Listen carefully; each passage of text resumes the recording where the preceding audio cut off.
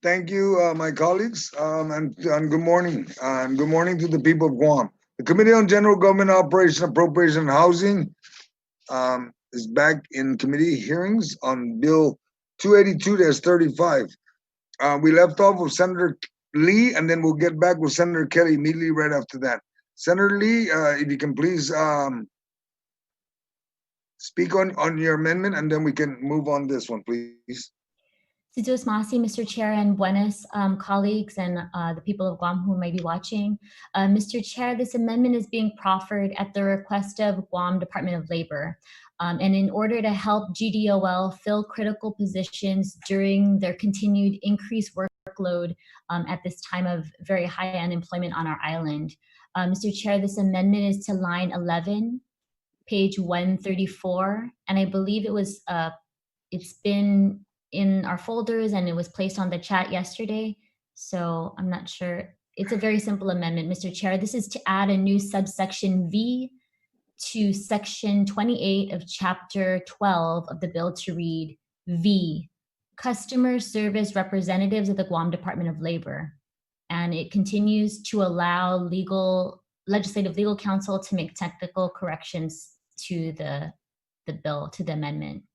And Mr. Chair, the specific unclassified jobs that GDOL is looking to fill are customer service representatives. These are employees that will help assist the incredibly large numbers of clients that this department now has.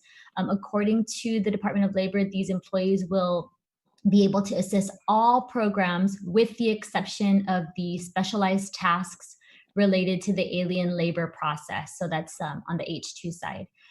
We all know that this department has undertaken a monstrous task, and I'm asking my colleagues to help make it easier, not harder, for GDOL to adapt as our unemployment needs ebb and flow during this pandemic. And I'm open to any questions anyone has on this amendment, and I thank you, Mr. Chair, for the opportunity to do a small. All right, thank you. Thank you, Senator Lee. Does anyone want to speak on that? If not, we're going to move to vote. I don't see any hands. I don't hear anything. Joe, let's do the roll call. Let's move on this.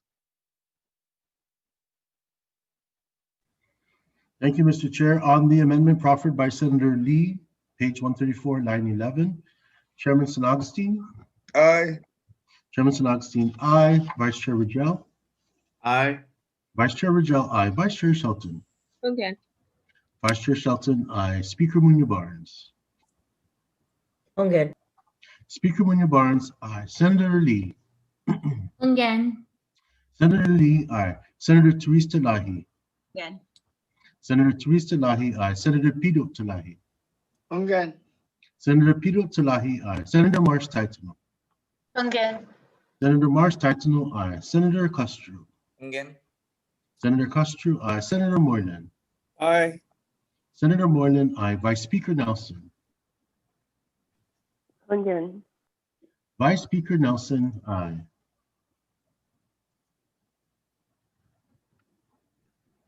Senator Perez? Again. Senator Perez, aye. Senator Torres? Again. Senator Torres, aye. Senator Taitagui? Again. Senator Taitagui, aye. Senator Munya? Again. Senator Munya, aye. Mr. Chair, there are 15 aye votes on this amendment.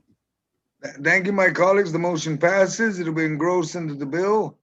We're moving back to Senator Shelton, because we're going to go back to Senator Kelly, but Senator Shelton. Thank you very much, Mr. Chair. I have a very simple amendment for page 134. Senator Shelton, I would love to entertain you, but I already committed to Senator Kelly, and we just want to close her and be done with it. Okay? Thank you. Senator Kelly, please.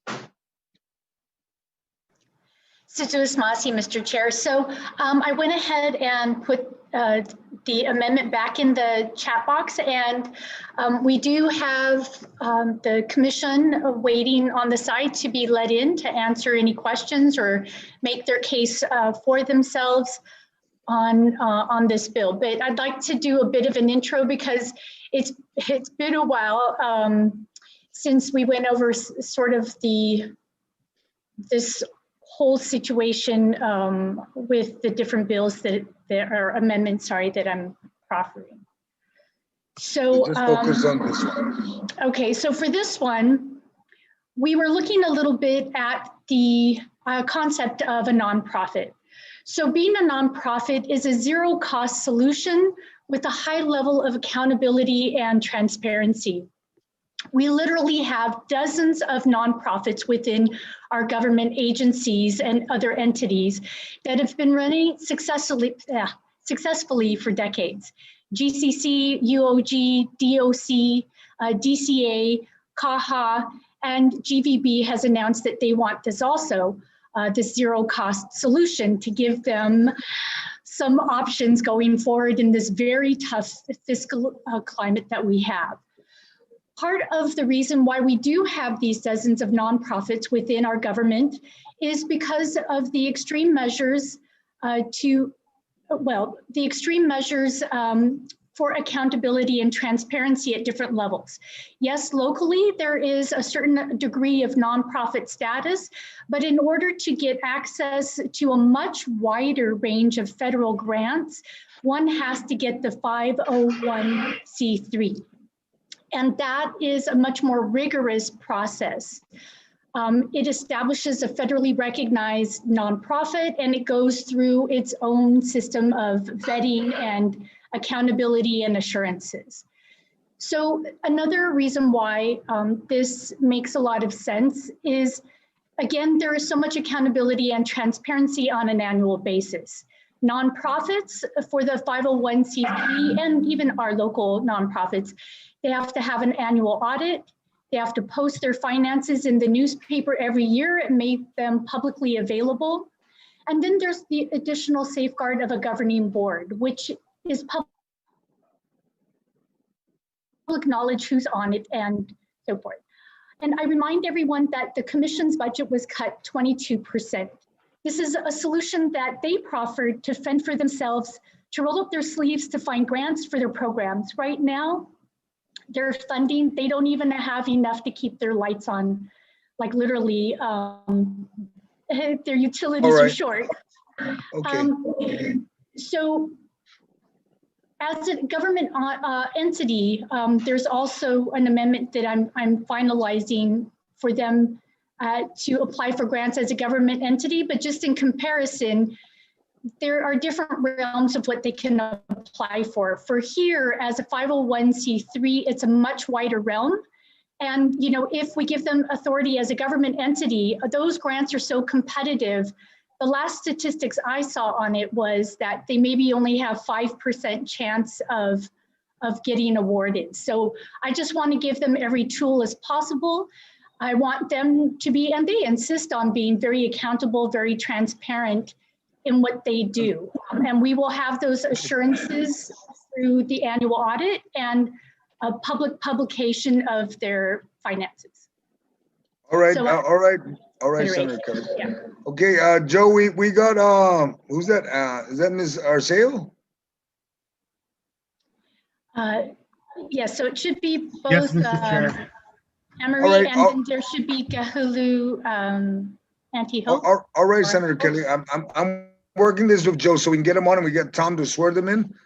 But under area of 501c3, that applies to grants, applies to even the businesses, okay? So I'm just gonna ask them a few questions because I'm quite versed in the 501c3 and pretty much all the nonprofits. So good education for the colleagues, but I have questions they're gonna have to answer and keep it simple so we can move along, okay? Joe, are we ready? We got the Sergeant Arms ready to come on. I don't see him here, but We will have Sergeant at Arms in just a second. Okay. And while he's logging in, I'm adding Ms. Anne-Marie Arceo. She is also from Ikumishan, as well as the chairwoman of Ikumishan, former Senator Hope Cristobal. okay, not a problem. Sergeant at Arms is joining us at this time. All right, good. Okay, can we see? Can we get Senator Hope Cristobal to please Senator Kosovo to please, you can turn it on. There you go. Thank you, Senator. Welcome. Hold on, and then the sergeant will ask you to lift your right hand. Where's Ann Arceo, please?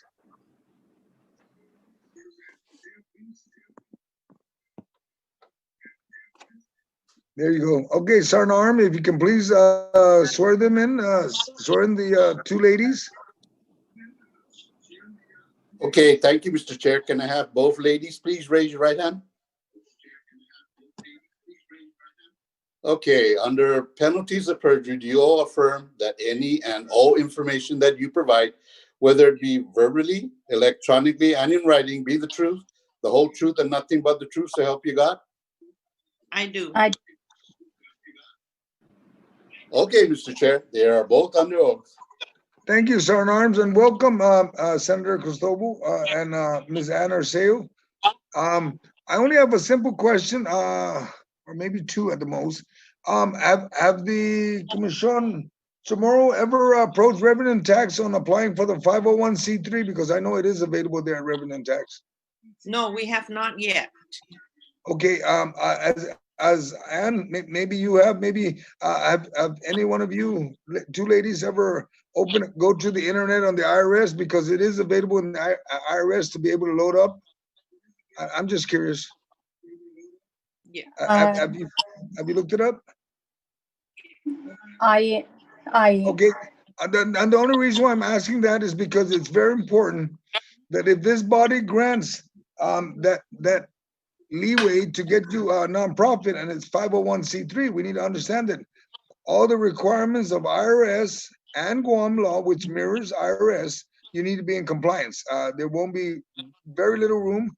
And just to let you know, you'd have to apply for employer's identification number, which is through the IRS. And you know the mechanism. I think Senator Hope is aware of that. She's been through this before already. So I just wanted to make sure you understand. Yes, that. and if I could just offer a point of information, they didn't have the authority to really seek that status, and that's why we're visiting it here. But as you do mention, Senator Hope has experience with 501c3, and I think she's part of several organizations that have that status.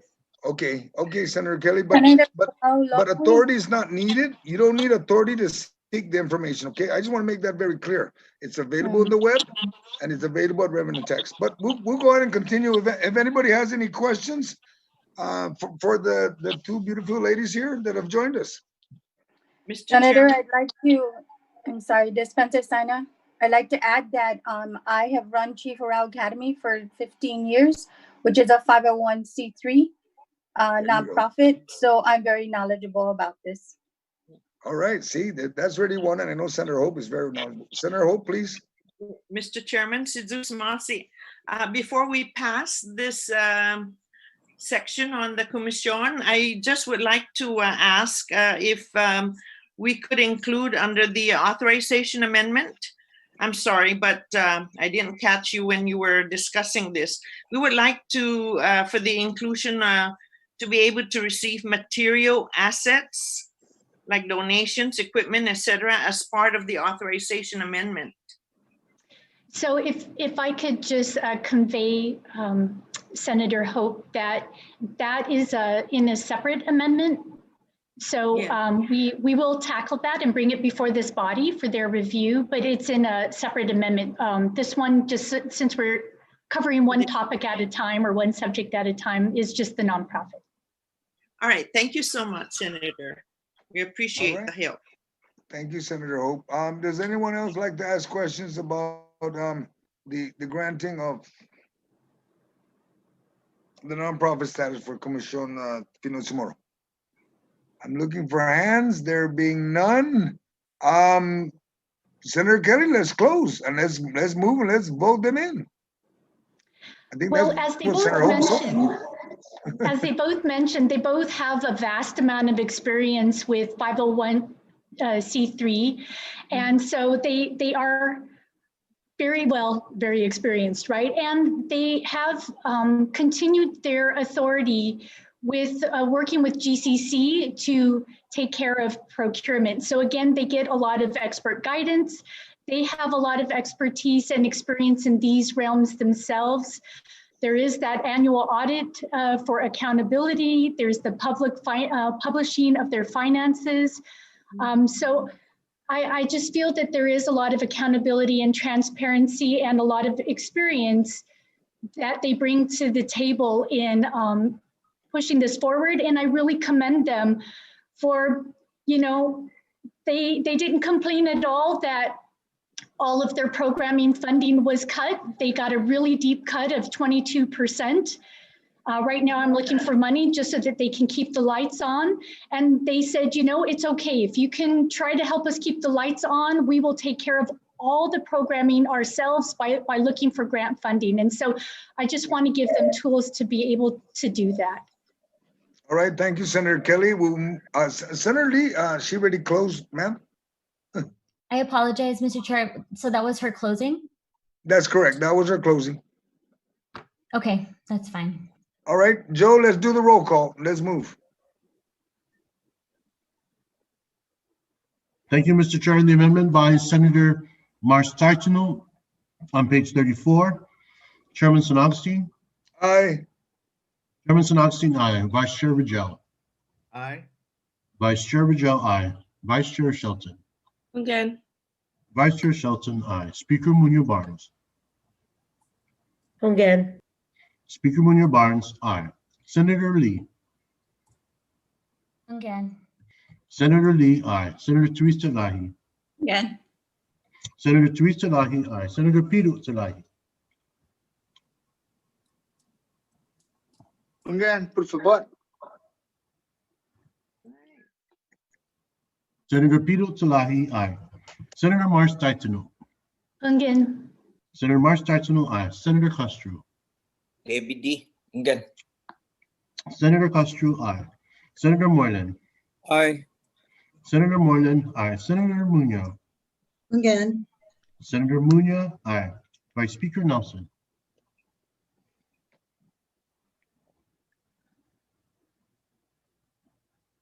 Again. Vice Speaker Nelson, aye. Senator Perez. Again. Senator Perez, aye. Senator Torres. Again. Senator Torres, aye. Senator Taitagui. Again. Senator Taitagui, aye. Mr. Chair, the amendment received 15 aye votes. Thank you, my colleagues, and thank you, Senator Hope and Senora Anne Marie. And then as we move along to the other issues, I don't believe you need to come back in. You've already made a statement exactly what you needed to be added on, and Senator Kelly has taken note of that. That being said, If I can provide a point of information, Senator. So with the other I hope it's not about what we just passed. You're going to be able to speak again. Let me just close this part, all right? And then I'll bring you back on, Senator Kelly. The amendment passes. It'll now be engrossed into the substitute bill 282-35. Senator Kelly, you have the floor again.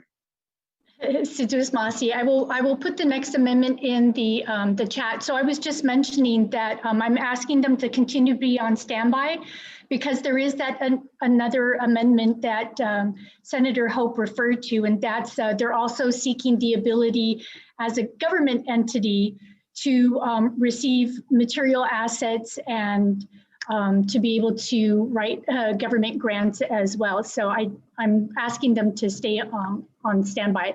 But I have a very similar amendment for KAHA as well. And so Gillette Leon Guerrero should be on standby in case there are any questions. But with this amendment, it is also asking to reinstate their nonprofit status.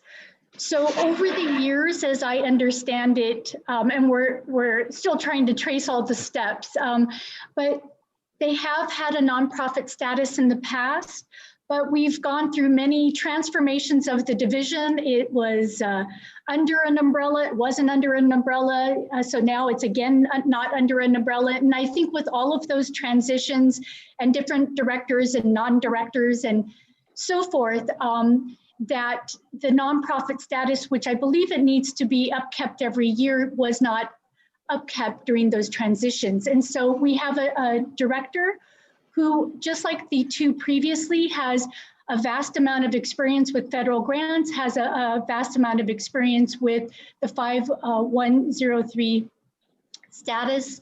And so they're just simply asking to have that ability back because they are in the same situation. They also got, I think it was a 20% cut along with the territorial ban. And so it's, yeah, I'm seeking funding a little bit later to try to just also have them pay rent, keep the lights on, and have matching for their federal positions. But again, they're willing to do the work to go out there and look for program support and other things to serve our community in a multitude of ways during this hard time.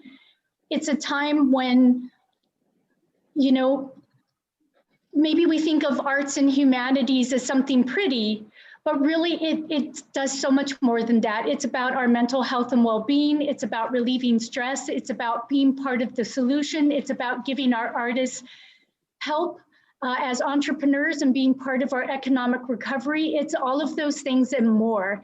And so I ask that the senators really recognize that they're all of those things to our people and our community. And again, they're part of that GVB's shift for authenticity, because that's what travelers are going to be looking to experience, is an authentic experience. And our local artists, Chamorro and non-Chamorro, they provide an amazing experience for visitors when they come here, as well as all of us in our festivals and our daily lives and so forth. So I asked for the same consideration for them to have a nonprofit status. And do you need me to read this again or No. this amendment? Okay. No, I'm hoping you just read your amendment, ma'am. I think everybody's well, that's what I was well asking. Do you need me to read it? Okay. Yes, So, read the amendment and then let's yes, move on this very discussion, good. please. Line 23, page 134. A new section 34, and this will be technically corrected to the proper section number, is added to chapter 12 miscellaneous provisions to read. Section 34, creation of the Guam Council of the Arts and Humanities Foundation Nonprofit Corporation. A new subsection 85113.1 is added to chapter 85, title 5, Guam Code Annotated to read as follows. Creation of the Guam Council of the Arts and Humanities Foundation Nonprofit Corporation. KAHA is hereby authorized to establish a public not-for-profit corporation that shall be separate and apart from the government of Guam and KAHA for the purpose of being able to accept private gifts, donations, endowments, grants, and other monies which may be offered to the KAHA. Such gifts, donations, endowments, or grants, supra, shall be in accordance with the laws of Guam and subject to reasonable conditions. Such funds received shall be deposited into a fund controlled by the corporation, supra, and shall be known as the Guam Council of the Arts and Humanities Foundation, and then to allow Legislative Council to make any necessary corrections. Okay, thank you, Senator Kelly. Simple question I have, and before Senator Lee, go ahead, and then I'm going to ask the question because I'm very familiar with the 501c3 and all the nonprofits. Senator Lee, please. Thank you, Mr. Chair, and I think the proffer of this amendment, I'm in support of the intent of it, but I did want to ask if this measure has had a public hearing in the same way that I asked about the nonprofit amendment that moved for the Commission.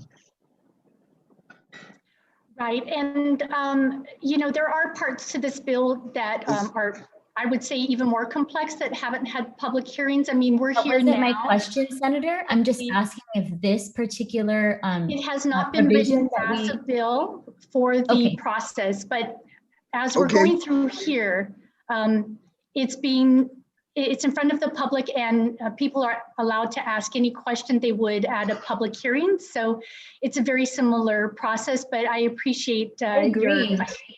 I agree with you, but Mr. Chair, I just want to note for the record that, many of us have been accused over the last few days and weeks about circumventing rules and laws to be able to address issues, some common sense solutions, and in this case, a very common sense solution to support KAHA, to support things that we believe are important for future generations and for the people of Guam.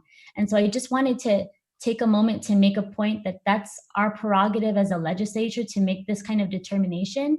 And it's interesting, we need to be consistent. If this is what we're arguing, that we need to follow all of our rules and follow the laws, we just need to be very clear that that's what we're doing here. We're all aware that that's the way that we're moving forward.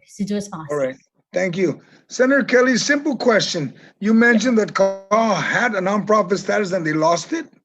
Because I'm very familiar that hold on, Senator Kelly, let me just finish first. Because all I want is a simple answer, please. Revenue and tax, when they go over nonprofit folks, it takes years before they pull anything. Now, if they were registered of the IRS and they were pulled, they got before. I mean, I'm supporting of KAHA being nonprofit, but I just like to know not the excuse of because of the changes of the board, but more of what was the message that I actually pulled their nonprofit status, because that's not hard, that's not easy to pull it. There's a process, and it's a long process. So just real simple answers, please, not long ones. Yeah, and that's where I would need the director of KAHA to come in, because she's been researching this. And so she's been trying to piece it together. And I would say that it's not an excuse, it's trying to find the reason. And so it's perhaps part of the reason why it wasn't maintained, but I'd like her to come on because we've only talked about it a couple of times. She's been trying to do research to find out herself. But again, I just want to highlight that she has a lot of experience in this area and has run a 501c3 for many, many years. I believe that's the status of our Humanitas Guahan. And she was one of the founding members, and it's successful all the way up until now. Senator Kelly, I'm not questioning anything else but KAHA. Yeah. Okay, let's have a speaker first before we ask anybody to respond. Speaker, if you like, please. On a point of information, Mr. Chair, if I may, based on this amendment, how would this impact like the Guam Museum and things like that? Because from my understanding, right now it's a government entity contracting out for services, and by making it a nonprofit, we'd be giving up our role in this entity. And I also feel like there may be unintended consequences, and I don't know, sir. Maybe we need a little bit more time. And like I said, I support the intent. I want to say I support the intent, but there may be just some unintended consequences there. So maybe that's a point of inquiry that we can check with. Yes, and so I appreciate us giving this a close review, but KAHA is not associated with the museum. It is, as the executive order did, is it separated these. Now it was under DCA, well, and it is still under DCA. The museum hasn't been separated out from DCA, but KAHA used to sit alongside the museum, and now it sits separate to the museum. Okay. But again, I think the new director can answer both of these. So who's the new director? Is that Anne Marie? Are you the new director, ma'am? Gillette Leon Guerrero. Okay, well, I don't think she's on. Is she on, Joe? She should be on. She's in the waiting room, sir, waiting your authorization to be admitted. Okay, let's bring her on. And I don't think we'll need the Anne Marie or anybody else on Zoom right now. They can be pulled off until we need to pull them on when we need to. All right. Thank you, sir. I will move them to the waiting room. Okay, and let's bring on Gillette, and then we have Mr. Unshu. Okay, thank you, Mr. Chair. Ms. Gillette, can I have you raise your right hand? Okay, under penalties of perjury, do you affirm that any and all information that you provide today, whether it be verbally, electronically, and in writing, be the truth, the whole truth, and nothing but the truth? So help you God? I do. Okay, Mr. Chair, she is under oath. All right, thank you, and welcome, Ms. Leonguero. Thank you. Thank you. I don't know if you heard some of the questions that were asked, and maybe you can answer it. I don't know. Did you hear some of the questions that were asked?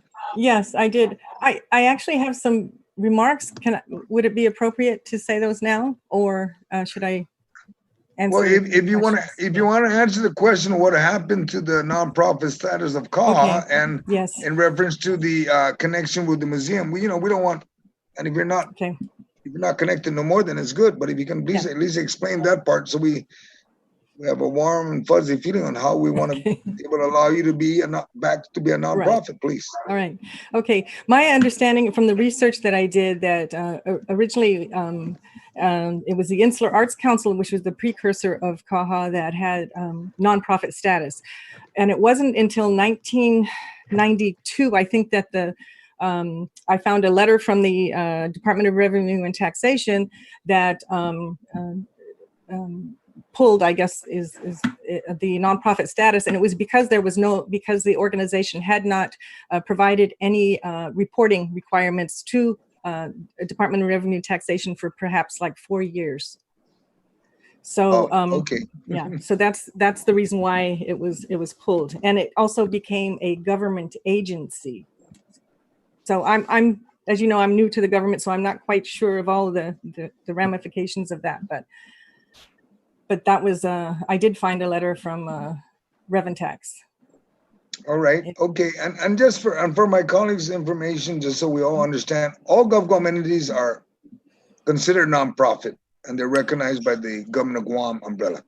And by separating KAHA from the government, Okay. you would be separated, and then you're hoping to be nonprofit, correct? Yeah.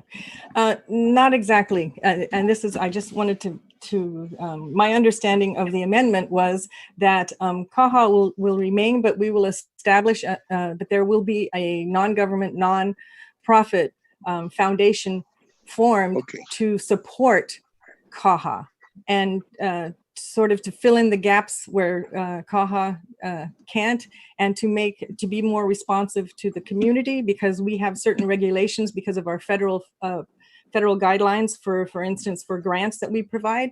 They have strict requirements, and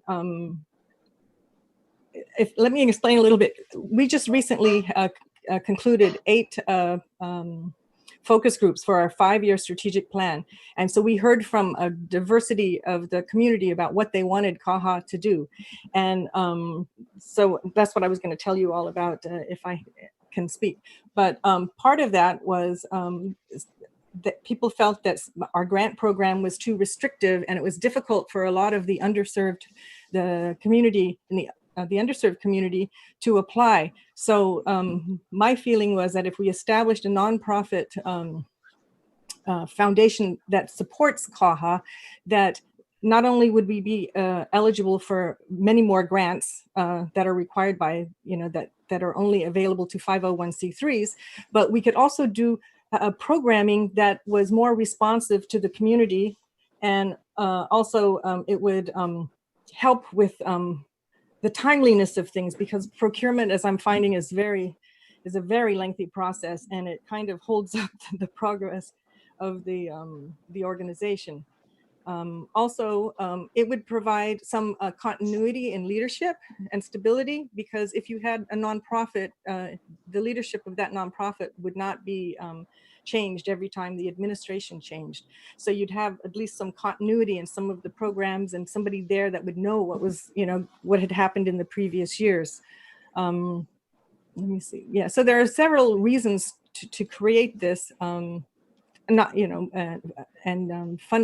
generating funds for KAHA to lessen the burden on the appropriations that we get would be wonderful. And the other thing that was part of these focus groups that was like across almost all 8 of them was the establishment of sort of an artistic hub and a facility that would bring all of the art together and to provide for the community a place where they could go and learn, where artists could exhibit, you could purchase things. And many places and cities have civic centers or places where the community can come together, but it also provides for tourism. And that is one of the goals. This is our 5-year strategic plan, so we're thinking long term. That would be something that a nonprofit foundation would be able to help us with a capital campaign to raise funds to build such a site. All right. And I have a lot of information because of the focus group, so but we haven't finalized that yet. All right, Ms. Gillette. I understand where you're coming from on the 501c3. Mm-hmm. All right. Does any of my other colleagues would like to speak to this? I'm looking for hands. Senator Sabina Paris, please. Yeah, thank you, Mr. Chair, and good morning, Ms. Gillette. So yeah, it's not uncommon to have nonprofits and a nonprofit status and government agency, a nonprofit, public nonprofit affiliated with a government entity. So like DOE has their own, GMH has their own, so it does exist. But I'm just wondering, so, considering how the finances, I know there's a very strict requirement to make sure that the monies that come from the government must be accounted for separate from the nonprofit status. So if you can talk to that regarding how that is, what's the plan for that? The plan, I'm sorry, for government? So yeah, there are other examples where you have government entities, agencies that also have a nonprofit, like friends of the DOE or friend, Right. that sort of thing, right? So it's very important when you're dealing with finances that you have to keep those two things separate. So Yes. are you aware of those protocols, and how are you going to separate that? I know that, like I said, I'm new to the government, so I'm not familiar with all of the procedures yet. But for the nonprofit, and we're talking about a separate nonprofit from KAHA that would support it. So it would be completely separate. So the 501c3 requirements are pretty strict. You need to report and have basically an audit every year. And I know that we did receive federal funds. You can receive federal funds for nonprofits, and the requirements for those are also very strict. So I imagine, I'm just trying to think if any of the organizations that I was with received government of Guam funds, but I'm sure that yes, it would be kept separate. Just so you know, I have experience with organizations that have actually almost lost their funding because of mismanagement. When I was at the Humanities Council, they after I left, they had twice it happened after I left. They had embezzlement issues, and the feds basically shut them down. And they asked me to come back to restore the organization, and which I did do. So I'm familiar with, issues of finances and that type of thing. But I would have to, I can't answer that question because I'm not as far as the government, but I know that I have experience with federal funds and also the funds that the organization raises itself. All right, thank you. Thank you so much. All right, thank you. Does anyone else have any questions to pose to? I guess there's no question. Senator Kelly, if you can please close and let's move to vote. All right, Senator Moylan, hold on, Senator Kelly. No question, actually, Mr. Chair, but I do just want to make a comment that I do support the intent of this amendment, and especially since we know that not all these provisions on this budget bill have had a public hearing, especially the most recent one, just like the G3 initiative. So I just wanted to note that. So thank you, Mr. Chairman. All right, thank you. Senator Kelly, if you can quickly just close and we can move to vote. Or you don't need to close, actually, if you don't want. Yeah.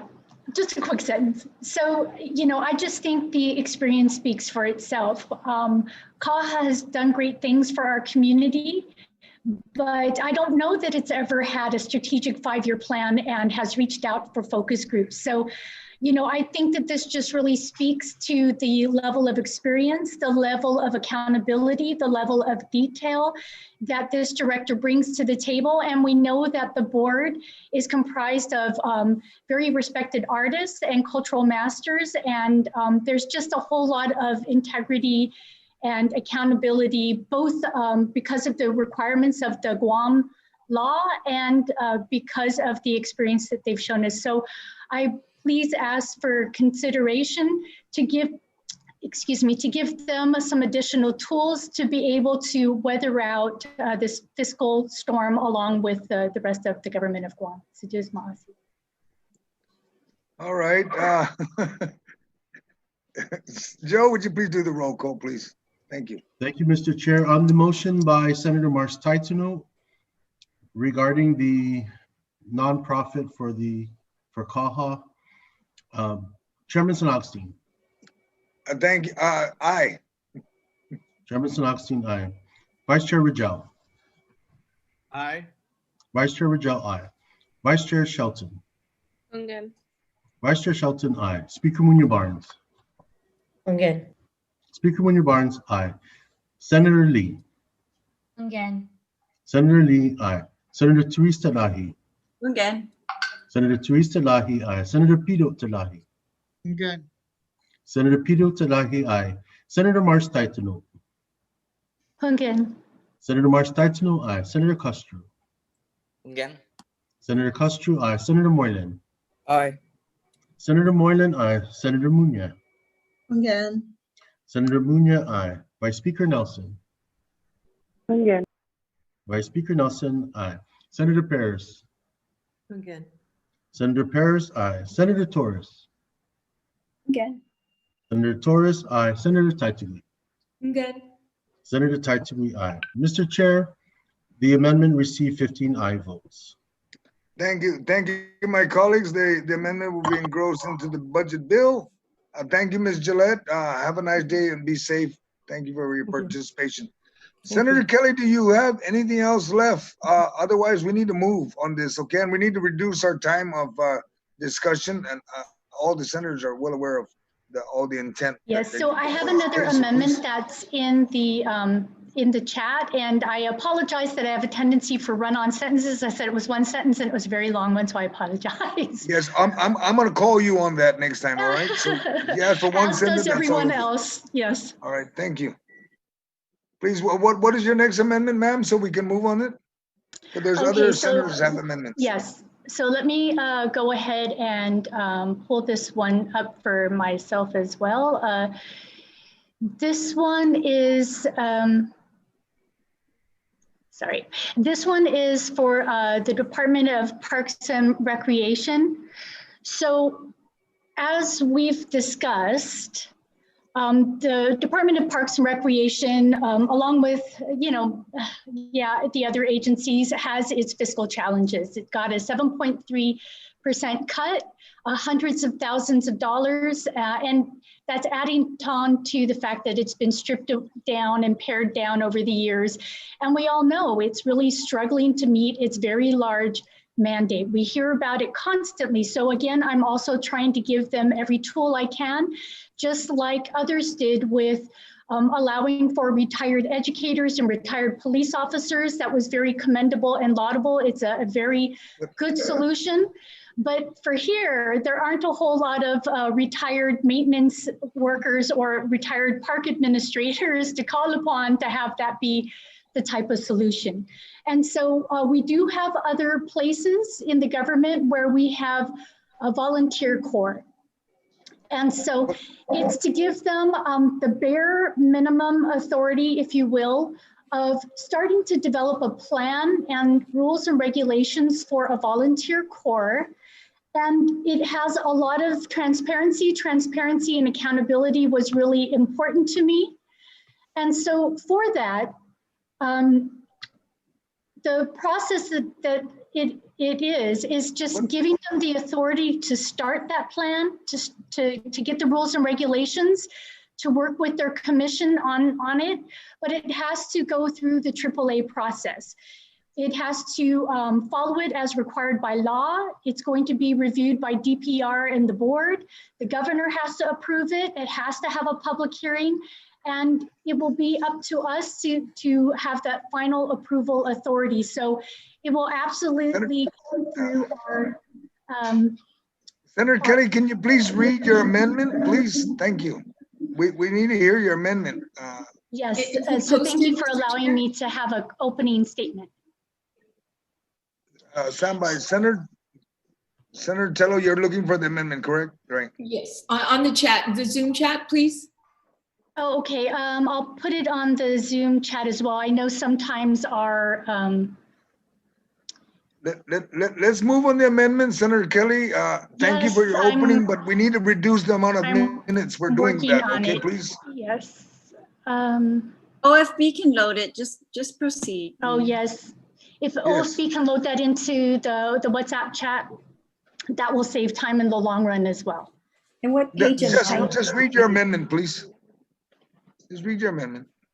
Yes, so this says line 23, page 134, to add a new section of the bill to read. A new subsection 77208 is hereby added to Article 2, Chapter 77, Title 21 of the Guam Code annotated to read. Subsection 77208, Civilian Territorial Park Patrol Officer Reserve. A, creation. There is hereby created within the Department of Parks and Recreation of the Territory of Guam, the Territorial Park Patrol Officer Reserve, which shall be headed by the Director. The Director, subject to the advice and direction of the Commission, shall be responsible for carrying out the purpose of this chapter and shall have such duties as authorized by rules and regulations or as may be prescribed by the Commission. B, rules and regulations.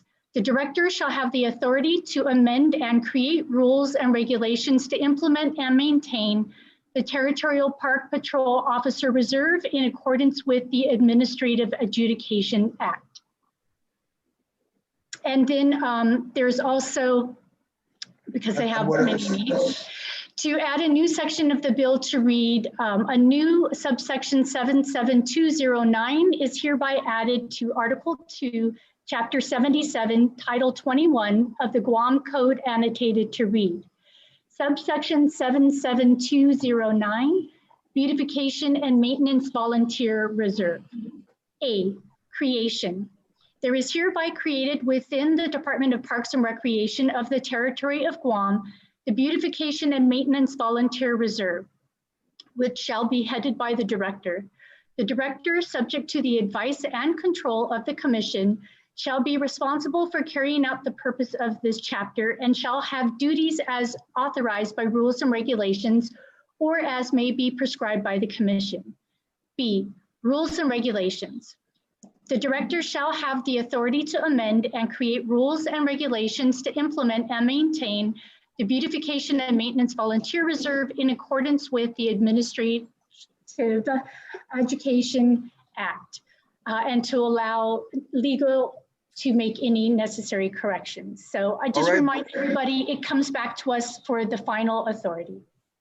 Thank you, Senator Kelly. Bottom line, my colleagues, is just to establish the Volunteer Reserve and the Territorial Park Patrol Officers Reserve. That's really the key to it all. And it's got to go through the AAA before anything goes. Correct, Senator Kelly? That's really the bottom line. Absolutely. So we have final Very say. simple. That's it. Thank you. Anybody would like to speak to that? I don't know if she brought it up before in previous budgets and other discussions about the reserve force in the park rangers, in the park, DPR. Anyone would like to speak to that? Senator Torres, please. And then Senator Kelly. I mean, Senator Lee. Correction. Senator Torres, then Senator Lee. Mr. Chair, I believe that this is deeper than it appears on its face, and it really warrants, in my opinion, a public hearing, especially since it involves Parks and Rec. And so it's a very good thing, but I don't believe that it should be inserted in the Budget Act. It should have its own course. And we'll be successful after a public hearing, I'm sure, but it needs to go through that process, in my opinion. All right, Senator Lee. Thank you, Mr. Chair. I agree with the retiring speaker. All right, does anyone else want to like to make a comment on this before we move to vote or for a decision of Senator Kelly on withdrawing it to create the bill? Do we have a hearing? Anyone else? Hold on, Senator Kelly. Let me ask the colleagues first, please. Anyone else? I'm looking for hands. There being none, Senator Kelly, please close or Masi. And so again, it's simply to get the ball rolling. We've had director after director after director, and we're trying to help him be focused. He is focused. He is very solution oriented, and we just want him to start developing the plan and the rules. It will absolutely have a public hearing. I agree. Those rules and regulations should have a public hearing, and we need to hear that plan. So this is just to tell him to sit down and start thinking and talking and working out a plan that we will absolutely get to review. We will absolutely have come before the public, and we will absolutely have a public hearing on. So again, I'm just looking for tools that I can for the agency, and I ask my colleagues for their consideration for this tool that has no real money attached to it at this point. all right, Joe, would you do? Somebody's is live. Joe. Yes, thank you, Mr. Chair. Take the roll call, please, and let's move on this bill, on this amendment, please. Thank you, Mr. Chair. On the amendment by Senator Marsh Taitsino, Chairman San Agustin. Pass. Chairman San Agustin, pass. Vice Chair Rigel. Aye. Vice Chair Rigel, aye. Vice Chair Shelton. Pass. Vice Chair Shelton, pass. Speaker Munoz-Barnes. Pass. Speaker Munoz-Barnes, pass. Senator Lee. Ahi. Senator Lee, nay. Senator Teresa Talahi. Again. Senator Teresa Talahi, aye. Senator Pito Talahi. Again. Senator Pito Talahi, aye. Senator Marsh Taitino. Hungen. Senator Marsh Taitino, aye. Senator Castro. Again. Senator Castro, aye. Senator Moylan. Aye. Senator Moylan, aye. Senator Munya. Ahi. Senator Munya, nay. Senator Vice Speaker Nelson. Again. Senator Vice Speaker Nelson, aye. Senator Perez. Pass. Senator Perez, pass. Senator Torres. Nay. Senator Torres, nay. Senator Taitugui. Nay. Senator Taitugui, nay. Chairman San Agustin. Aye. Chairman San Agustin, aye. Vice Chair Shelton. Again. Vice Chair Shelton, aye. Speaker Munoz-Barnes. Again. Speaker Munoz-Barnes, aye. Senator Perez. Ahi. Senator Perez, nay.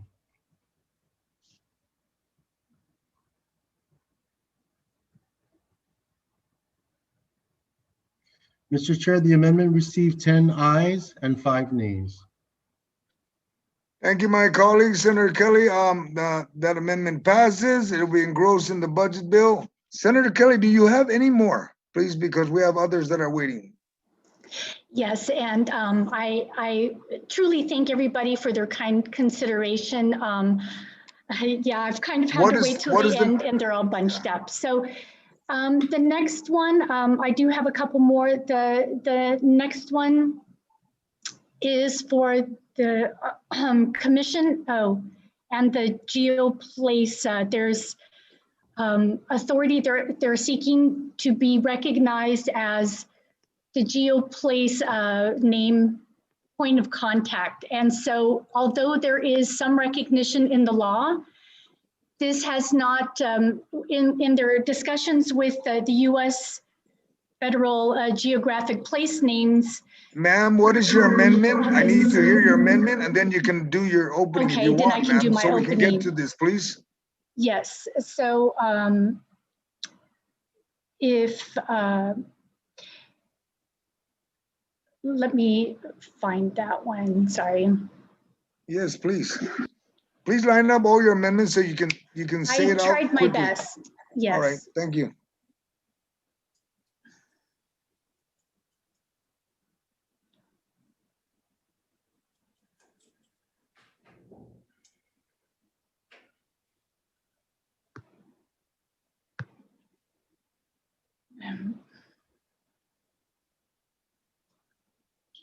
How many amendments do you have total, ma'am? 2?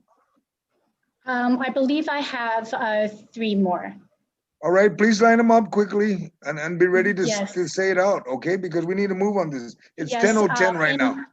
Yes, and I had them lined up, and so I too am surprised that this one's a little harder to find, so I apologize for that. And the other one. Then go to the next one that you have so that you can find that as folks are talking, please.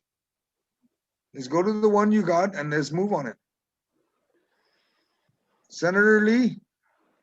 Mr. Chair, while the senator is looking for her amendment and to place it, for these next 3 amendments, if she could just in her opening let us know if it's had a public hearing or not, that would save me the chance of asking it. She could just get it out of the way. All right, thank you. Senator Kelly, if you're still looking for your amendments, we're gonna move to other senators with their amendment and then come back to you. All right? No, I have one that I will upload. It's I was kind of saving the most complicated one for last, but I No. do have that one here. So Nothing is complicated, ma'am. Well, it's the one that we've talked about before. With the spreadsheet, this is the one of just trying to give KAHA the $89,000 that they need to match their federal grants. And you know, I've spoken on it 2 or 3 different times. So this one, it is in the chat. And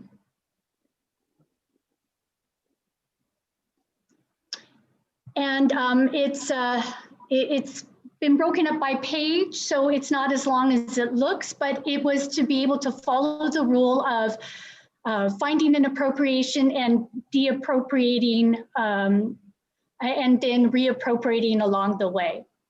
So the first part of this is on line 23, page 134, and it's to give KAHA the authority to use their own funds and not disrupt anybody else, but just to use their own funds. So a new section 31 is added to chapter 12, miscellaneous provisions to read. Section 31, use of FESPAC funds by KAHA. A new subsection 852A 2E is hereby added to Chapter 8, Title 1, Guam Code annotated to read as follows. E, notwithstanding any other provision of law, rule, or regulation, KAHA is authorized to expend the amount of up to $200,000 of subsection 852A 2C of Chapter 8, Title 1, GCA for its operations in FY 2021. So again, their budget was cut by quite a lot, over 20%, and they're actually $89,000 shy of being able to meet their federal grant and then the federal grant requirements of funding partially, having local matches to some of the federal positions that they have within their office. So this $89,000 gives them rent, utilities, and the ability to meet that federal matching grant. All right, thank you. And does anyone would like to, Senator Kelly, you still have do you want to have them ask questions on each part or to go through all of it? No, we're going to entertain with one amendment, ma'am, and then let's move, okay? Let the colleagues discuss this one. On 2 other pages. That's why I'm saying. Oh, there's more I told you it's complicated. You know, we tried to make it as simple as possible, but it just has different elements to it. So what that does Mr. is, Chair, on a point of information, please. Yes, Because- Madam Speaker, and then, Inquiry, please, just because okay, amendments sound really confusing. Did legal take a look at it just to see if it's bifurcated right or not, if it's several pages long? It's really important to Senator see. Kelly, did you get with legal on this one, please? I believe we worked with legal, but I will double check as I'm going through other things. I know that we worked with Senator Joe's office for about a week on this, and we have done our best to follow the rules of engagement. We worked with him, and I believe his office also worked with legal for guidance on how to do this. Senator Kelly, OFB I'm getting a worked with text. legal was my understanding on guidance on how to put this amendment together. All right, stand by, Senator Kelly, stand by. Madam Vice, Yes. please. Thank you, Mr. Chair. So I don't see the amendment up on the Zoom chat. Would it be possible to get it there and discuss the amendment now? Yes, and I will also, let's see, I will also work at putting the spreadsheet back in if I can. So, oops, wait, let me get to the right committee on.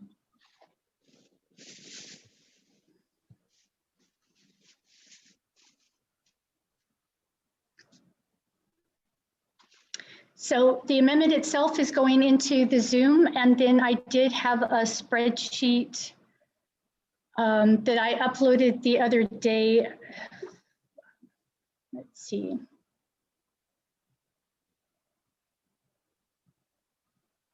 Now it's just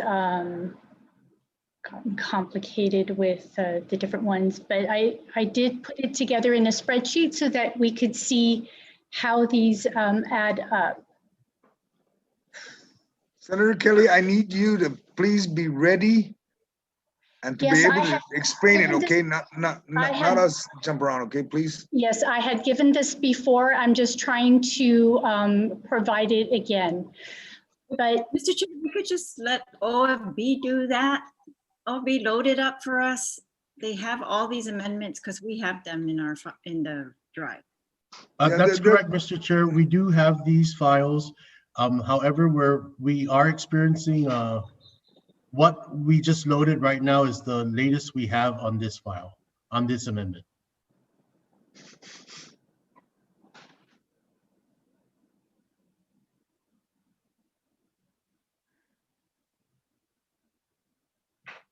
Can all my colleagues see exactly? Senator Lee, you have something? Because we still need answers, the Vice Speaker. Yes, Senator Lee? Thank you very much, Mr. Chair. Just a point of order. When we began, Senator Marsh Taitano was speaking on an amendment regarding a sense of place, and I believe KAHA. And so I'm just wondering if that relates to this amendment that's now in the Zoom chat. And if not, then we need to procedurally either go through the motions of withdrawing that amendment. I'm just a little bit confused as to how they come together. And I apologize if I'm not understanding this. All right. Was that a different amendment? Because it sounds like what we're discussing now is a reappropriation of the FESPAC funds to KAHA, and that doesn't sound like the sense of place that she was discussing at the very beginning. So I'm just trying to get a hold of everything. yes, and it's important to have this be clear. So I believe, and correct me if I'm wrong, Mr. Chair, that the chair asked me to move on to another amendment. So this is the one that I had available and I moved on to that. But if we need to do something procedurally, I am completely open to that. No, Senator Kelly, what she's trying to understand is that number one, as the others that were passed, we're now discussing your amendment to KAHA. And if this is correct, it's line 23-134. It talks about, it's not an appropriation, but it's an authorization. That's what your amendment's all That about. is- It's an That is authorization, true. okay? This Okay. beginning part of it is an authorization. Let me just go down the list on your amendment so that our colleagues can understand. You're asking for an authorization. You're asking for this body to authorize the KAHA to use FESPAC money, and you're identifying it further on your that how it's to be used. Am I correct? Yes or no? Okay. Yes. Thank you. And then at the end of it, then it ends there, and then notwithstanding the balance of the funds appropriate to the Guam Territorial Band shall not lapse and shall continue to be available until fully expended. And then you continue on with the appropriate to KAHA and shall not lapse. Okay? It's very simple, right? Am I correct? Are we good? Yes, so that's the first part of it. And so I seek your guidance as to whether you want me to now move on to the other parts of it and explain where the money goes, how it changes the totals for KAHA. Senator Kelly, in your amendment, it describes it. You don't have to go into detail and explain it all. It pretty much says that, and I will allow you to explain it, but we just don't want to. Right. Just be. No, We have it's to on be the very second specific, page. okay? You said to Yes, have and it that's all part of your amendment. together, Yes, and Nay. so Yes, Nay. Yes, Nay. Senator Kelly, I'm not debating with I you. want to make sure I'm we're just trying saying the to. same thing. Yes, we are. I just need you to stay focused that as you read it, do not need to talk about it. Just read it, and so that everybody Okay. can move on this. Okay? Okay. That's all we want to so do. We want to hear it and move on. We have read the section E. And then on the next page, we have on line 3, page 81, the Guam Council on the Arts and Humanities Agency. It changes their appropriation. So there is a de-appropriation of $89,000 to them, because it is now made up for in this amendment by the authorization to use their FESPAC funds. And that $89,000 is noted in being taken out of both the general fund and the tourist attraction fund. So from the general fund, it was $158,873. It now becomes $126,014. The tourist attraction fund now goes from $140,709 down to $62,845, for a grand total for appropriations of $188,859 from the former $299,582. And there's a correction to the federal matching grants and aid, which was larger this year, kind of surprisingly so. So it goes from $294,800 to $309,300.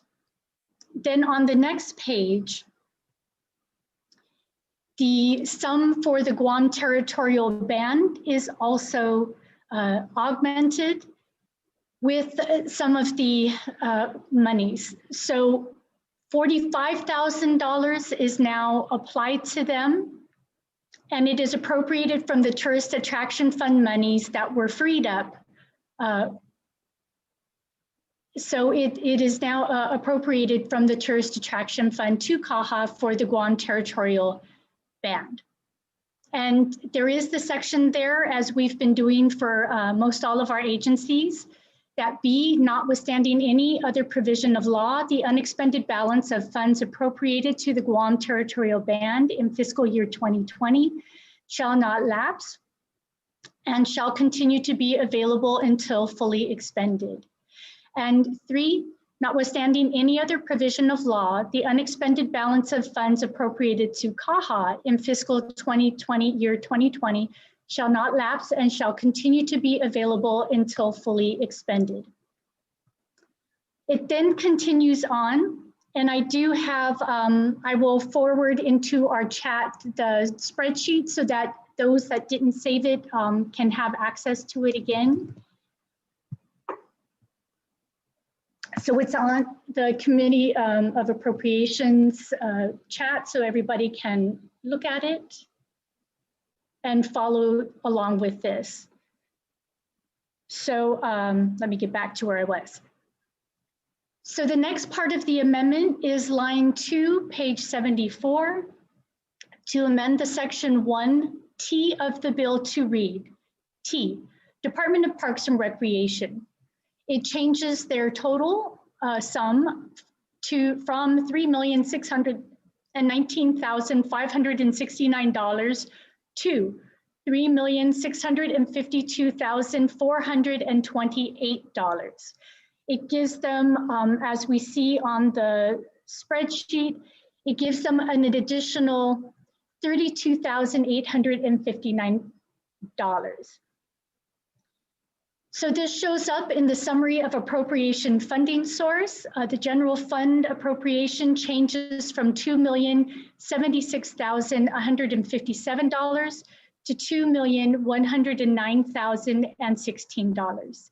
The next change is in the total, where it changes from $3,619,569 to $3,652,428.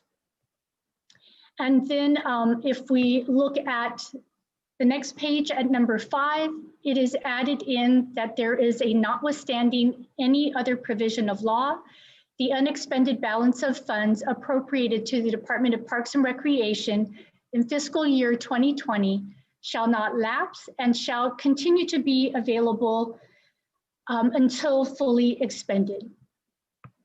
On the next page, we again have a very small amount being added to HRA. Line 3, page 88, to amend section 1GG to read GG, Hagatna Restoration and Redevelopment Authority, HRRA. The changes here are it adds the $16,579. So their appropriation is crossed out from $265,898 to $282,477. And again, this is augmented in the Tourist Attraction Fund, that it goes from, which is crossed out, $93,806 to $110,385.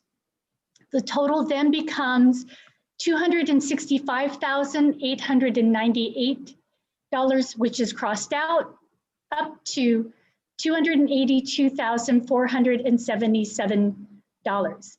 And they too also have a federal, a number 2, notwithstanding any other provision of law, the unexpended balance of funds appropriated to the Hagatna Restoration and Redevelopment Authority in fiscal year 2020 shall not lapse and continue to be available until fully expended. Here we have on the next page, the last of them, and this is Commission Ifino Moral. It is on line 3, page 89. And as we see on the spreadsheet, they had one of the largest cuts. And so they're just trying to restore themselves back to having the lights on. It will move $56,285 to them. So it crosses out the $398,249, and it now has a new total of $454,534. And if we look at the summary of appropriations funding source, this is now, the Tourist Attraction Fund monies are now changed. What was $140,709 is now $196,994 for a total of appropriations from $398,249 to $454,534. And again, they have the addition, and I believe this is the last page, so we have finally made it to the home stretch. of number 3, notwithstanding any other provision of law, the unexpended balance of funds appropriated to E-Commission in fiscal year 2020 shall not lapse and shall continue to be available until fully expended. And for each section, it allows them to, the Legislative Council to make any necessary corrections. And I apologize for the length of this amendment. All right, thank you, Senator Kelly. Chairman San Agustin is back. All right. Bottom line, OFB did work with Senator Kelly, and I spoke to legal. If OFB believes that that's the only way, legal has no problem with that, because OFB is going to put the numbers together, and then legal will take a look at the verbiage and make sure it's in sync. The whole intent of this amendment is to authorize the use of FASTPAC money. And if I'm correct, Senator Kelly, you got the board to agree with that, to use that. Just answer yes or no. Don't need to explain it, okay? Is to use the money and then be able to appropriate it from one area and spread it across to take care of all the agencies. Am I correct? Under your oversight and their own agreement. Yes. Okay, yes or no? Okay, thank you. Madam Vice, please. Thank you, Mr. Chair. You know, kudos to Senator Kelly for this extensive amendment. Probably the longest amendment I've seen in my life. Yes, but same here. I was just wondering, you know, I have issues, not issues, but I have concerns with the HRRA appropriation change. And is there a reason why we're increasing? Because I know that Steve already, you know, ensured us at the beginning of this budget bill and consistently that he has funded for all the warm bodies. And so is there a reason why we are continuing to increase HRRA funding levels, appropriation? Yes, and that's an important question. So it's just giving them the ability to make sure that they can meet their rent, but also they do have certain office needs. And again, I talked with them very extensively about like the bare bones of what they need for, you know, a functional office. And thus far, they've been borrowing on the kindness, if you will, on others for things like copiers and so forth. And they are going to be moving into a facility which it makes it impractical to continue to borrow from the kindness of Gita in that. They're going to be located in Hagatna, and so it now puts some distance between. I think they maybe have also been getting wireless from Gita. So it allows them to make sure that they still have some functioning components of Xerox copying and you know, having access to the wireless internet and a few basics like that. All right, thank you. And, you know, also my concern is that they refuse to come before the legislature. And so I'm just wondering, if the move is going to cause a greater increase on the taxpayer dollars to fund them, and to this day, I don't know what they do. I haven't seen any real plans or projects put forth. If the move is going to cost more, I don't know why we don't just tell them to stay where they're at. Well, and again, you know, we do want them to continue to be accountable, and I have had discussions with them on this. And so I try to make sure that somebody from my staff or myself attend each and every board meeting that they have to make sure that they are indeed making progress. So they are working very diligently to where they're hopefully in the last leg of this master plan review. And it's been a really important year of understanding how to make the language more viable before it has set everything in stone, and that's been a real problem, I would say, in many ways. And now they're making the language more flexible, understanding that the plan needs to be organic in nature and flexible in nature. So they're making some real sort of strides there. And we've also had long discussions about practical projects, about the people of Guam. They need to see something that's going to be a cost-saving measure, and they need to see the practical implications, not just the master plan, which talks about what's going to happen in the next 30 years. So they've really been trying to make the Department of Land Management building happen, and they're also looking at some of the administration buildings to actually have a groundbreaking in the next year. So we've really tried to work with them on practical outcomes. Okay, thank you. I didn't mean to step over you, but I see the chair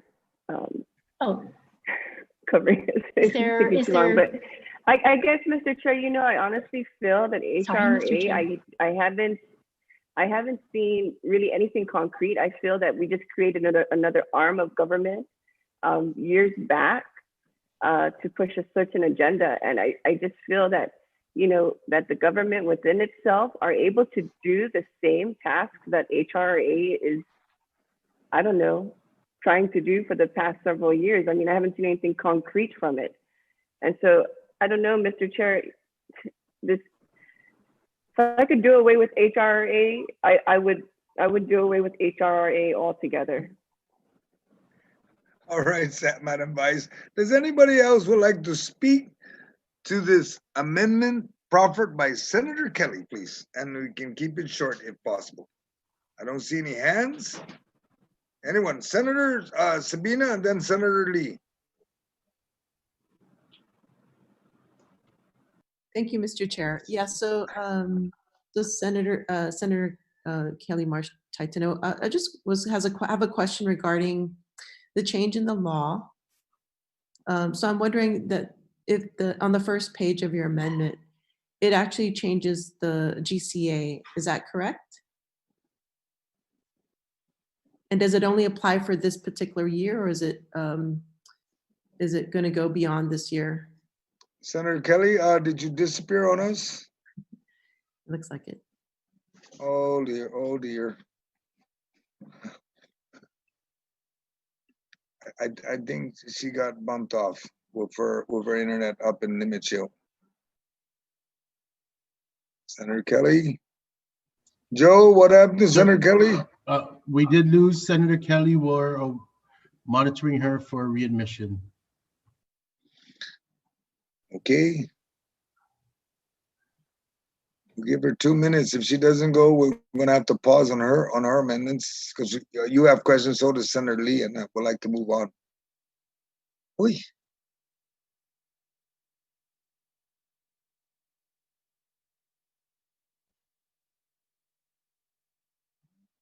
Also, perhaps, Mr. Chair, if I can talk to legal, I can also pose the question to legal. All right. Okay. If I get Kelly back. Okay. Senator Lee? Yeah, just some information for the body.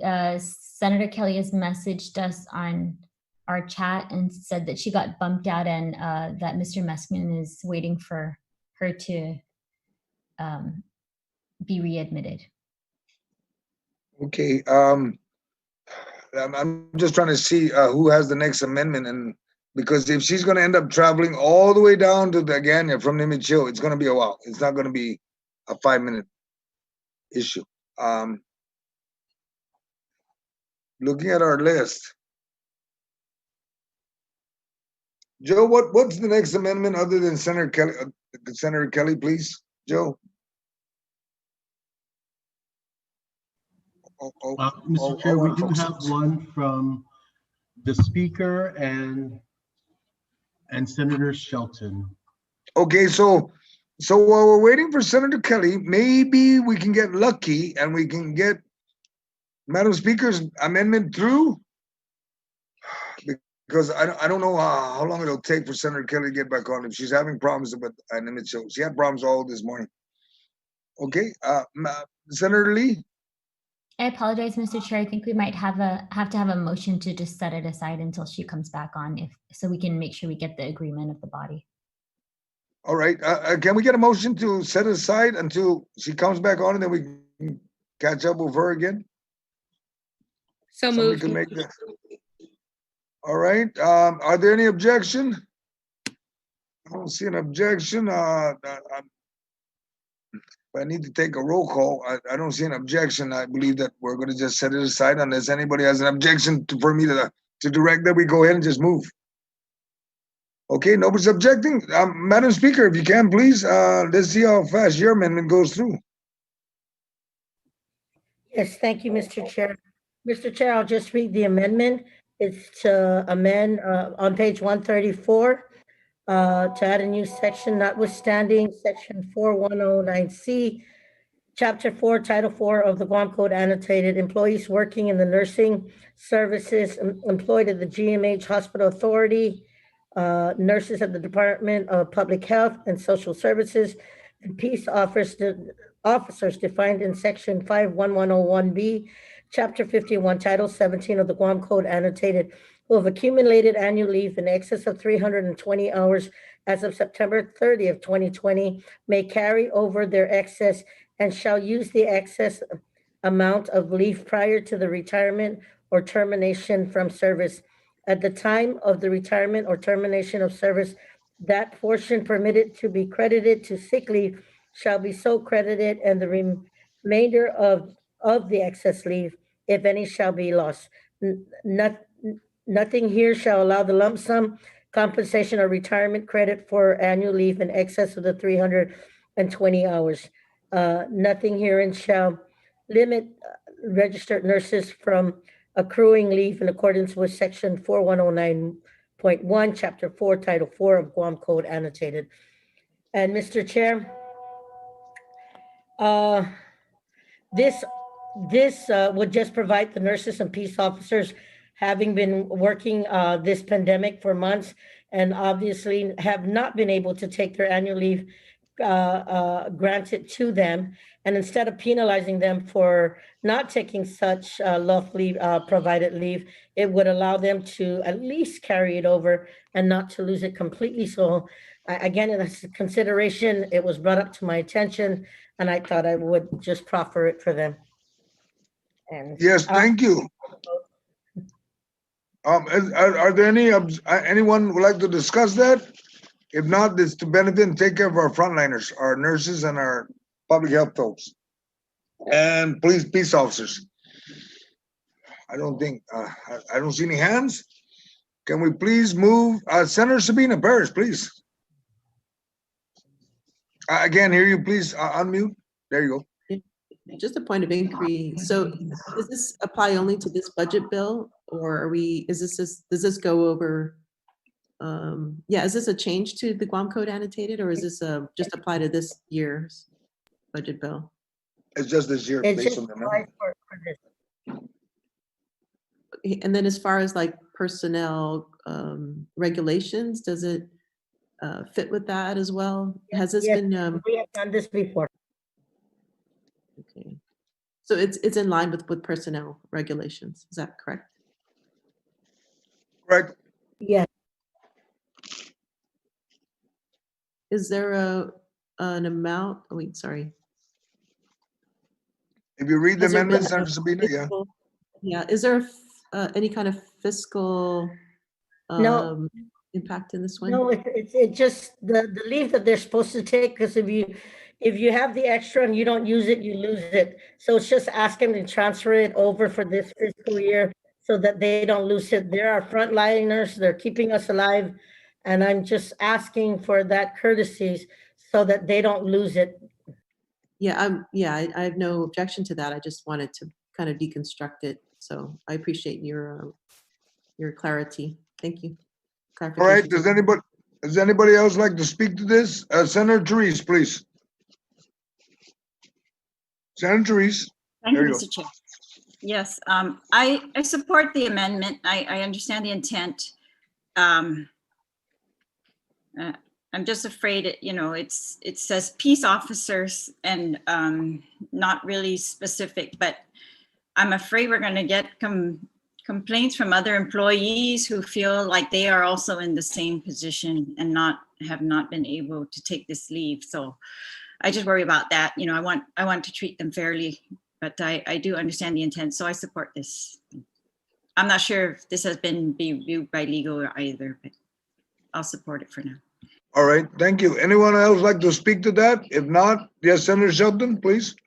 Thanks, Mr. Chair. I do also support the amendment. I know many of our agencies were asking for help like this for their employees who were not able to take their leave this year and coming back from PCOR 1 didn't want to see a big struggle with their employees all wanting to take leave at one time. And I'm very understanding of that. However, I think right now we're addressing just our frontline workers who, as we've heard from the other agencies, have been working 7 days a week, no breaks, absolutely no time to take any of their leave. And so this makes a lot of sense at this time.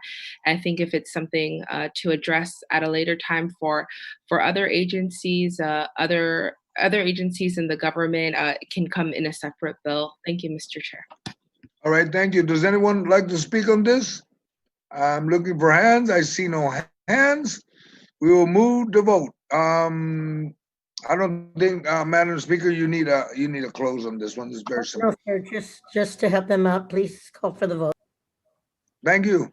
Joe, let's call for the vote. And please be reminded, my colleagues, Senator Kelly still hasn't hooked up, so we're gonna have to authorize her if she doesn't come on by the end of the vote, please.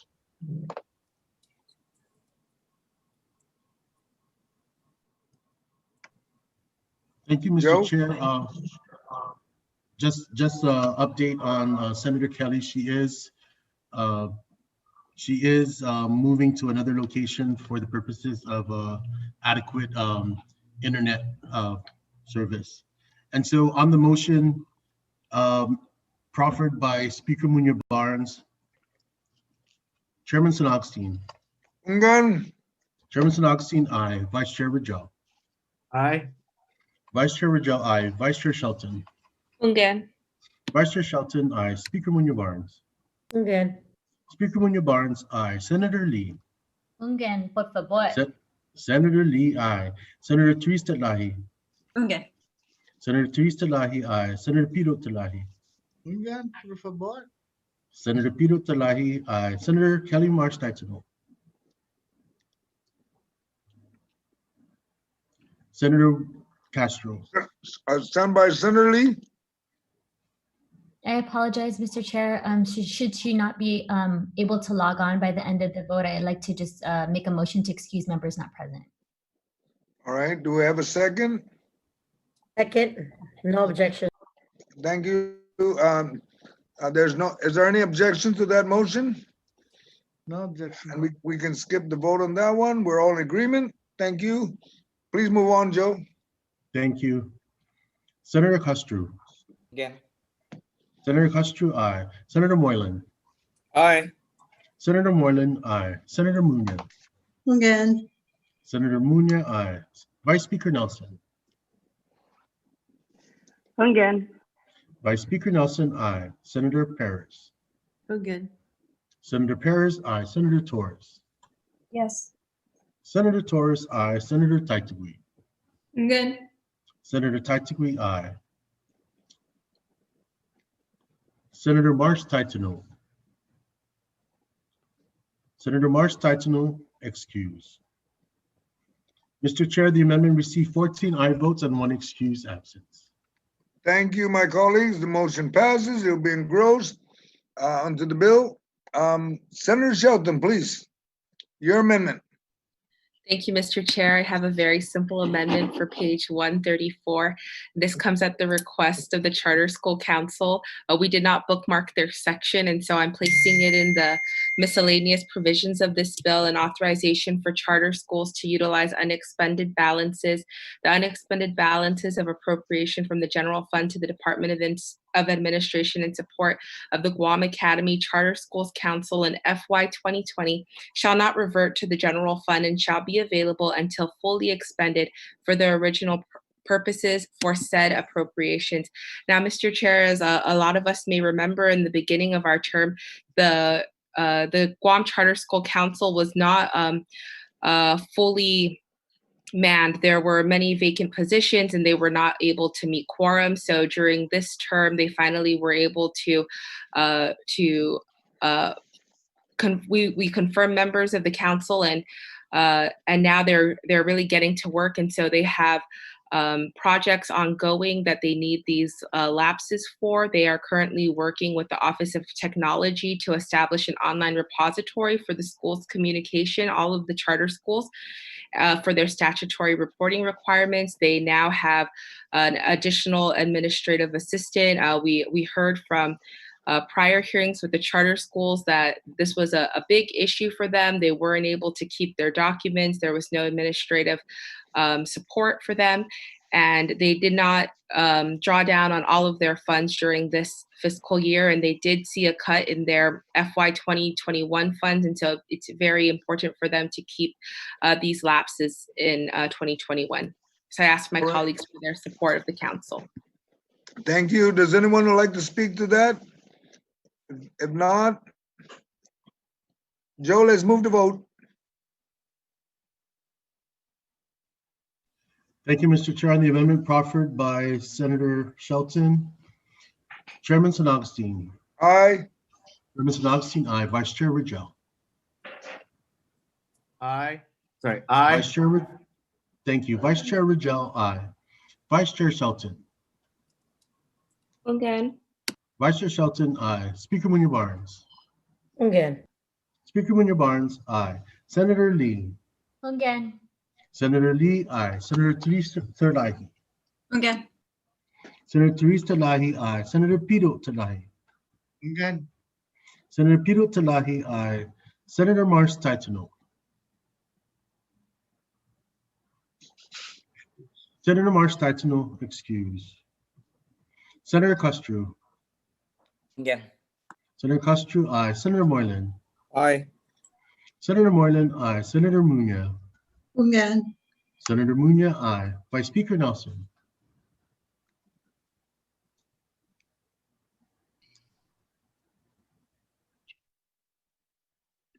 Vice Speaker. Again. Vice Speaker Nelson, aye. Senator Perez. Again. Senator Perez, aye. Senator Torres. Aye.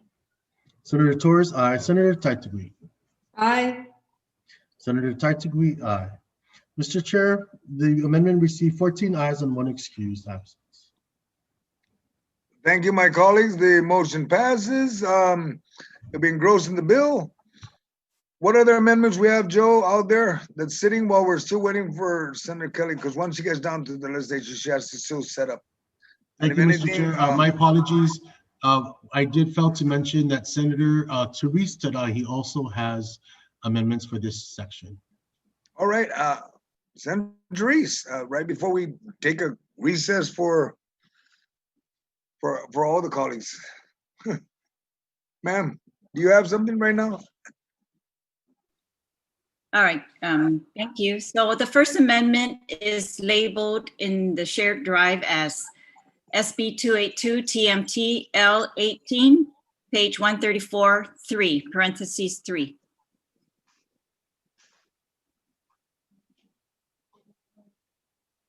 And that is to affect section 30 on page 134.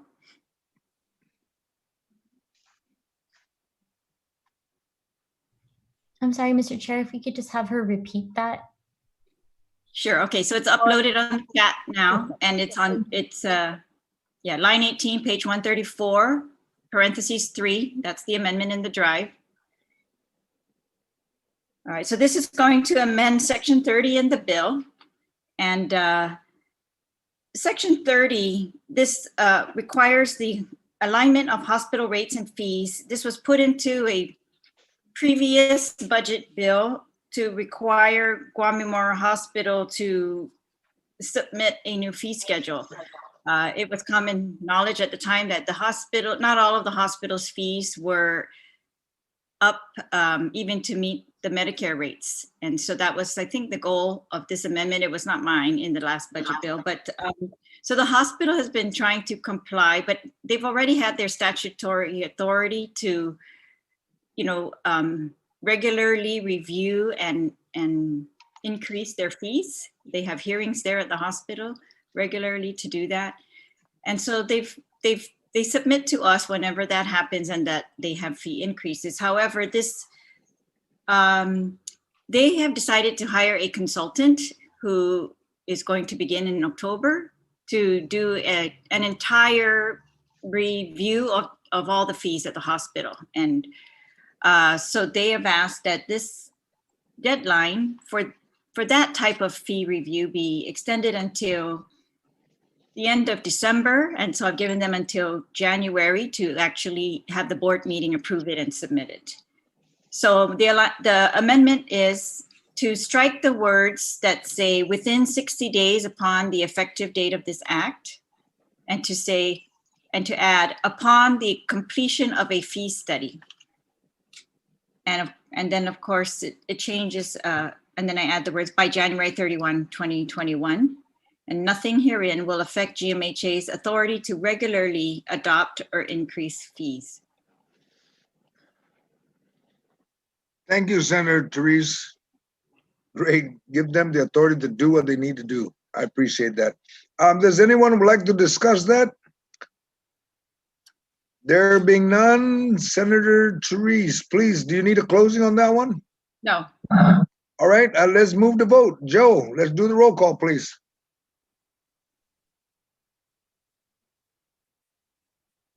Thank you, Mr. Chair. On the amendment, excuse me, as proffered by Senator Therese Talahi, Chairman San Agustin. Good. Chairman San Agustin, aye. Vice Chair Rigel. Aye. Vice Chair Rigel, aye. Vice Chair Shelton. Ungan. Vice Chair Shelton, aye. Speaker Munya Barnes. Ungan. Speaker Munya Barnes, aye. Senator Lee. Again. Senator Lee, aye. Senator Therese Talahi. Again. Senator Therese Talahi, aye. Senator Pito Talahi. Ungan. Senator Pito Talahi, aye. Senator Mars Taitano. Excuse. Senator Mars Taitano, excused. Senator Castro. Again. Senator Castro, excused. I'm sorry, aye. Senator Moreland. Aye. Senator Moreland, aye. Senator Munya. Again. Senator Munya, aye. Vice Speaker Nelson. Vice Speaker Nelson, aye. Senator Paris. Again. Senator Paris, aye. Senator Torres. Yes. Senator Torres, aye. Senator Taitagui. Ungan. Senator Taitagui, aye. Mr. Chair, the amendment received 14 ayes and 1 excused absence. All right, thank you. Thank you, my colleagues. That motion passes. It'll be engrossed into the budget bill. Senator Therese, you have a short one before we do a recess. I think you have the appropriation one right before we Yeah. recess, please. All right, and so I have several after that also. So this one is labeled SB 282 TMT, page 134, parentheses 2. So this is to add a new section to 134 to read carryover of appropriation to Guam Memorial Hospital Authority pursuant to Public Law 35-36. The appropriation in Public Law 35-36, that should be 36, the fiscal year 2020 Budget Act of $10 million to the Guam Memorial Hospital Authority Capital Improvement Fund shall carry over until fully expended.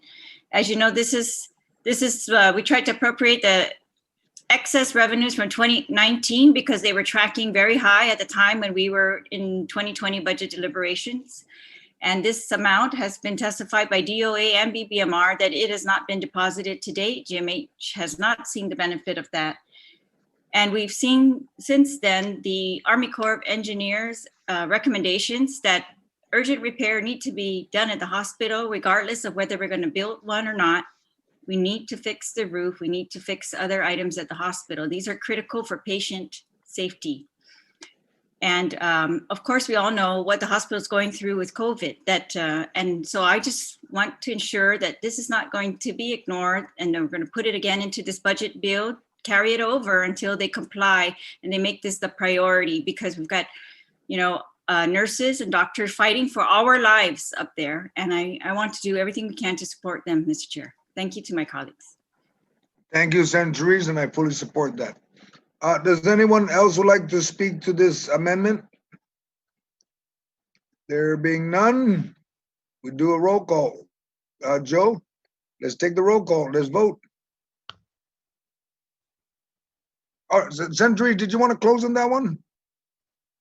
Okay, Joe, let's do the roll call. Thank you, Mr. Chair. On the amendment proffered by Senator Teresa Lahi, Chairman Agustin. Aye. Chairman Agustin, aye. Vice Chair Rigel. Aye. Aye. Vice Chair Rigel, aye. Vice Chair Shelton. Again. Vice Chair Shelton, aye. Speaker Munya Barnes. Again. Speaker Munya Barnes, aye. Senator Lee. Again. Senator Lee, aye. Senator Teresa Lahi. Again. Senator Teresa Lahi, aye. Senator Pito Talahi. Senator Pito Talahi, aye. Senator Marsh Taitano. She said she's trying to log on right now. Do you see her, Joe? We don't see her on the Zoom, but yes, we did get her message. I will skip her if that's okay. Senator Castro. Again. Senator Castro, aye. Senator Moylan. Aye. Senator Moylan, aye. Senator Munya. Again. Senator Munya, aye. Vice Speaker Nelson. Again. Vice Speaker Nelson, aye. Senator Perez. Again. Senator Perez, aye. Senator Torres. Yes. Senator Torres, aye. Senator Taitagui. Again. Senator Taitagui, aye.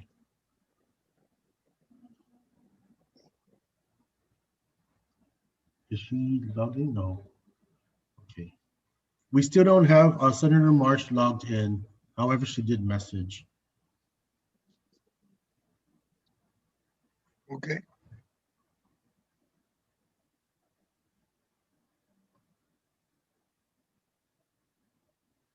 All right.